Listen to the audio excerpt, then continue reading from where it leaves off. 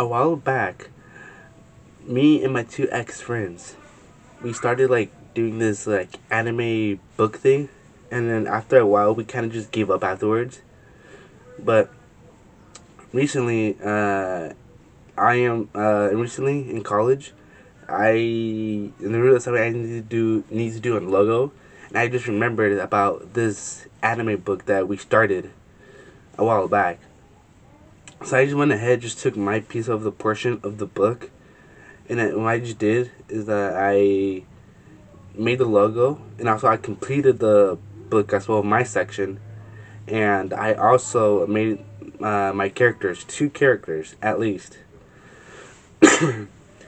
one guy and one girl, and I will be reading it to you guys, but and honestly, they look really insane.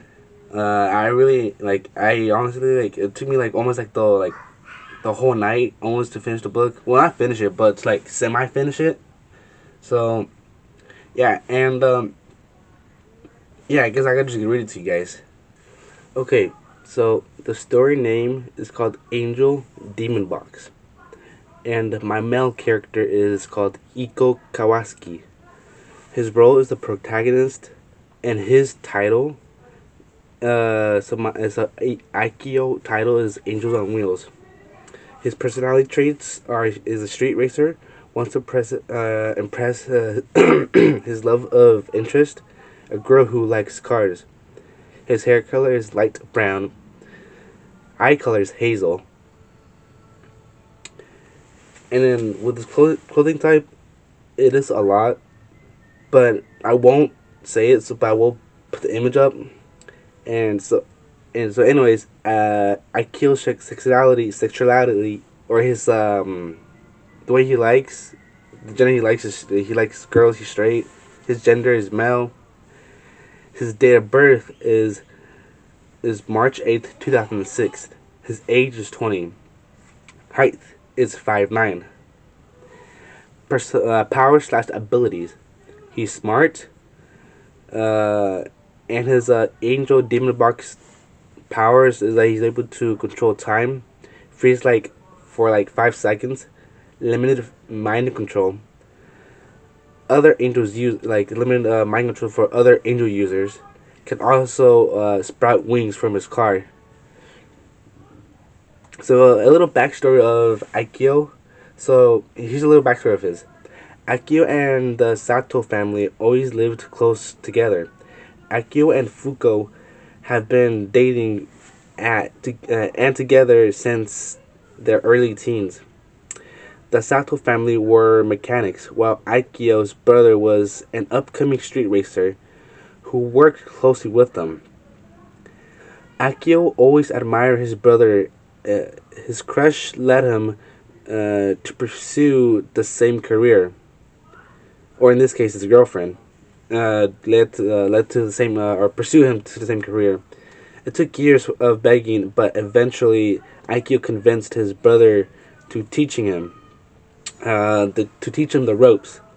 However, one day Aikyo's brother took him to a secret track that often went for practice, and he let Aikyo drive the Nissan GTR R34 Skyline.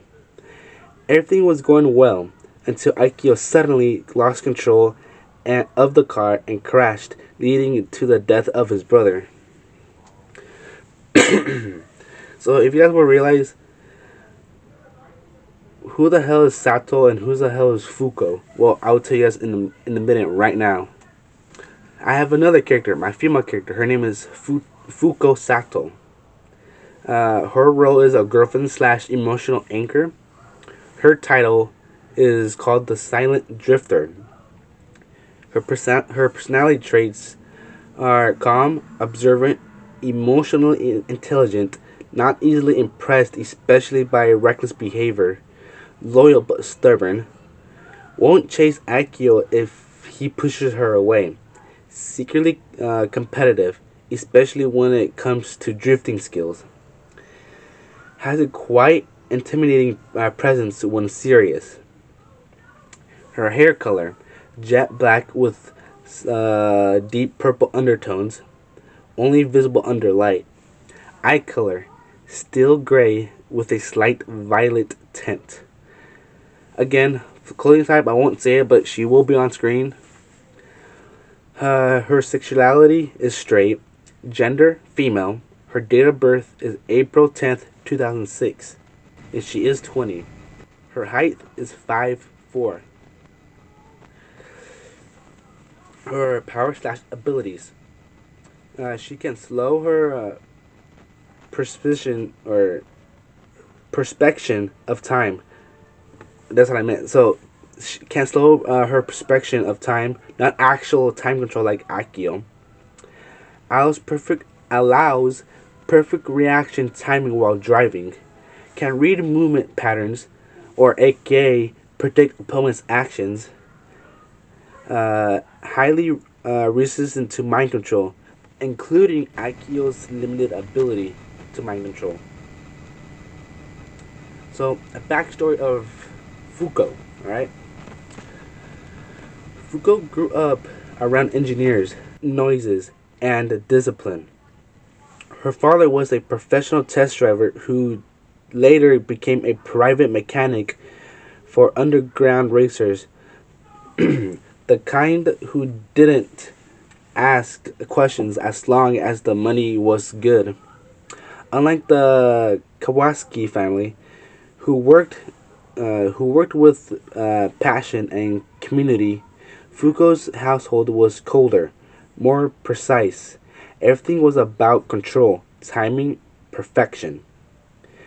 She wasn't supposed to race. She wasn't supposed to observe. From a young age, her father trained her eyes before her hands, making her sit in the passenger seat for hours, silently watching roads, memorizing turns, learning how drivers made mistakes. If she spoke, the lesson ended. If she missed something, they started over. That's how she learned perfect control and perfect drifting, not relying all on speed, irrigation, but awareness. Okay, guys, and here is the actual story of actually. So now, since you guys know the information of the characters and the backstory of them, here is the actual story itself, and I will be reading it to you guys. Fuko Sato never really existed in the background for anything. Even when she was present, she was the background noise, the kind people didn't notice until they tried to remember what was missing. Her father tuned engines for the Kawasaki Circle, not officially, not publicly, but enough that the garage doors were sometimes open late at night and expensive cars would arrive without explanation. That was how she met them. Akio Kawasaki uh, it was impossible to ignore. He filled space too loudly, like he was always trying to outrun something only he couldn't hear. He talked like consequences were optional, like speed was a personality trait. His older brother was the opposite. He drove like every moment had already been calculated twice. No wasted motion, no ego in the corners, just precision, clean, disciplined, or deliberate, or whatever, disciplined, almost quiet in the way he handled something that could kill you if you uh, disrespected it. Fuko noticed that immediately. While others looked at speed, she looked at control.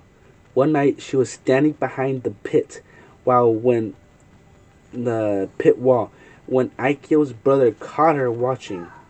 Most people would have told her to leave or ignore her entirely. He didn't. "What are you looking at?" he asked, as as if it was a genuine question, not a challenge. Fuko hesitated only briefly. The difference between people who trust the car and people who think they own it. That was enough. After that, he let her stay. Sometimes she sat quietly in the passenger area during test runs. Sometimes he explained the breaking points in mid corner like it was normal to teach someone while moving at dangerous speeds. He never treated her she she didn't belong there. Akio did. Didn't know how to read silence in the way his brother did. The day everything broke started like the others. Uh, Too bright, too clean, too normal for what would become. The skyline was there before anyone else waiting like it already knew what it was about to be used for. The car had a repetition, even in whispers. Powerful, unforgiving, not something you try, something you earn. Akio wasn't ready for it. Fuko knew it the moment she saw him looking at it. She tried to say it. She really did. You're not calibrated for it that yet. Akio laughed, like she told a joke. Relax, Sato. It's just a car. That was that was always his mistake. His brother didn't laugh. He stood by the driver's side longer than usual, hand resting on the roof like he could feel the decision through the metal. Fuko saw the hesitation. She saw the awareness, and still, he gave him the keys. Because sometimes people don't make bad decisions out of ignorance. Sometimes they make them out of hope. Fuko stayed back from the track, armed across, watching from a distance where she couldn't be accused for interfering. The first laps were clean, almost beautiful. Akio pushed harder each time, chasing a feeling he mistook for control. The skyline responded like it always did, patient, until it wasn't. Then it happened. A corner took just slightly too fast, a correction just slightly too late. Weight shift, grip lost. Physics doing what physics always does when respect runs out. There was no dramatic sound, just the absence of stability, and then the silence that follows when something expensive stops behaving like it belongs to the world. Fuko didn't run. She didn't scream. She didn't move until everything stopped moving. Afterward, people expected a reaction from her. They never got one. Akio was broken in a way that wasn't visible from outside. His brother didn't speak for a long time. Others filled the space with blame, explanations, and denial. Fuko gave none of it permission. In her mind, it was simple. He wasn't ready, and someone else paid that truth. She didn't comfort Akio. She didn't accuse him either. She just stopped showing up. No more garages, no more late night runs, no more engines bleeding heat into cold air. She erased herself from the scene like she only ever been observing it. 3 years passed like a closed circuit. No entry, no exit. Then the rumors started. A driver on the street circuit who didn't just win races, but destroyed them. People said his timing was unnatural, that opponents made mistakes before they even realized they were making them, that it felt like the road bent around him. Akio Kawasaki. At first, Fuko ignored it. Names come back all the time in that world. Most of them are just echoes trying to sound alive. But then she heard the rest. He didn't slow down. He didn't stop chasing anything. If anything, he was worse. still searching for something he lost but never understood. That was when she returned, not to fix him, not to forgive him, not even to stop him. She came back for one question only. Has anything changed at all? Or was he still the same variable waiting to ruin something else? What no one ever knew was no one ever considered was that Fuko Sato carried her own fault like a hidden weight. She knew he wasn't ready. She almost stopped it, almost spoke louder, almost stepped forward. But almost doesn't reverse physics. It doesn't rebuild metal.